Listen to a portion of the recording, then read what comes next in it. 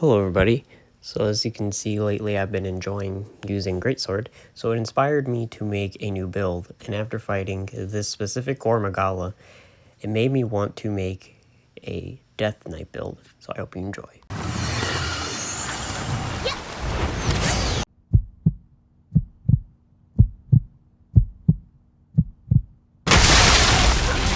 I do want to say that this build was only for fun and not for optimal damage or anything crazy.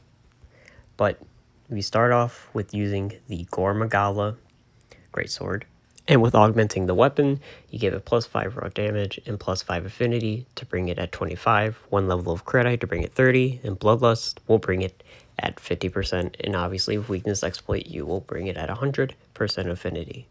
And then we will be using the Shagaru Magala headpiece, and I ended up getting really lucky and got an offensive guard augment. Then I am using the final boss's chest piece with no augments yet, and the Baroth gauntlets, and I ended up getting really lucky and got a upgrade of 4 gem slot, a 1 gem slot in speed sharpening. And then next I got the Squire waist, and I got really lucky again with the augment and got a level 2 weakness exploit.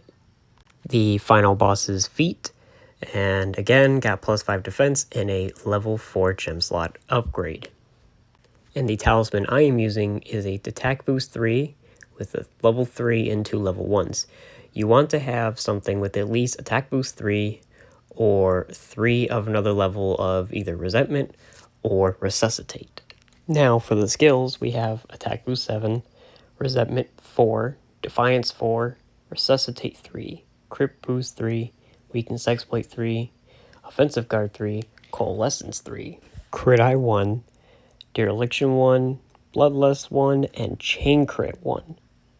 Now obviously outside of Gormagala's look and aesthetics, I would like to explain my thought process on the build and the inspiration and why I chose Gormagala's weapon. Obviously this is all for aesthetics. The build is not optimal in terms of damage. It is really good, but it is not the best.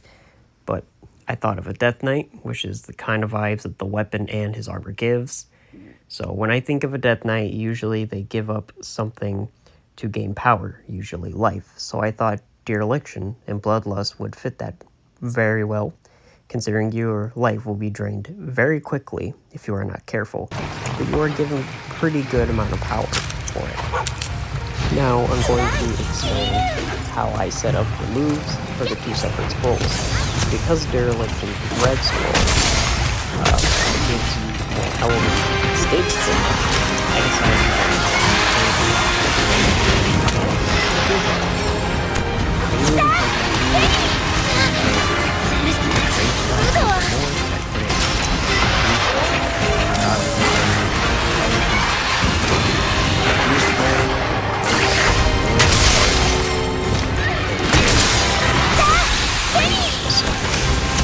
also fitting between that when you take damage, you will do more.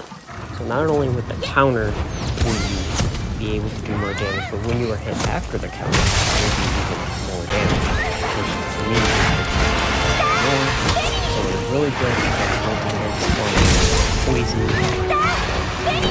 fire, anything like that. Now I am going to explain some tips and tricks with this build specifically.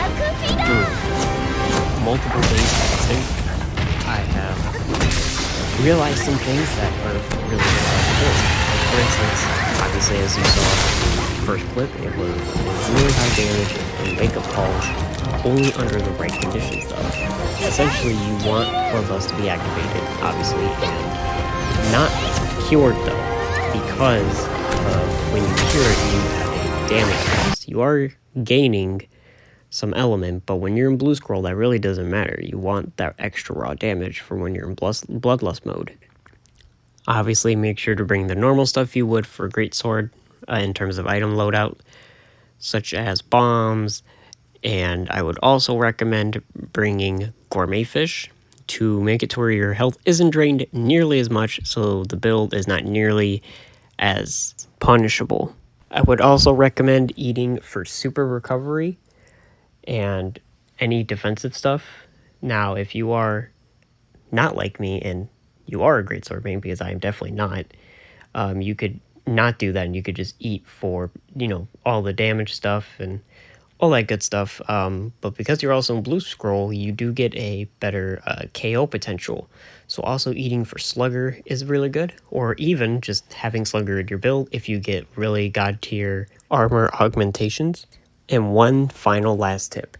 If you're struggling to cure your bloodlust when the appropriate time is, bring no berries, because no berries will bring down the built-up meter from the bloodlust. Now, I did mention earlier that you don't want to cure it, only for wake-up calls specifically to maximize your damage. Obviously, you don't want to fail the curing check, or whatever people call it, but that's what I call it. So make sure you bring no berries, because they are super useful. I really hope you guys have enjoyed this, and like, subscribe, and comment, and give me some feedback.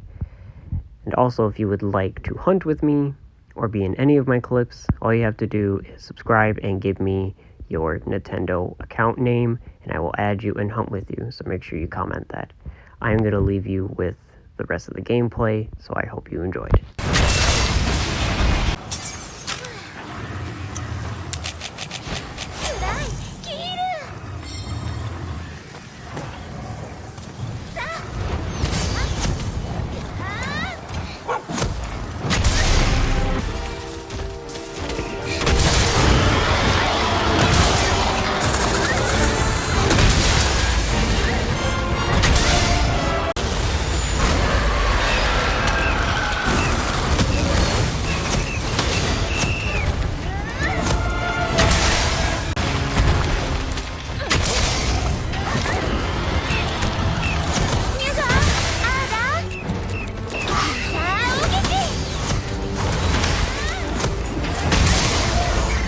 Also, before this video ends, I would like to also add that if you guys did enjoy the theme or unique builds that I went for in this video, let me know, and I will continue to make more. I will probably end up making 1 or 2 more, and depending upon the feedback, I will continue to make them and make clips and record them, because I definitely do enjoy them.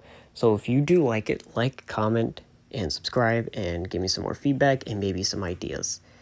I will see you guys later.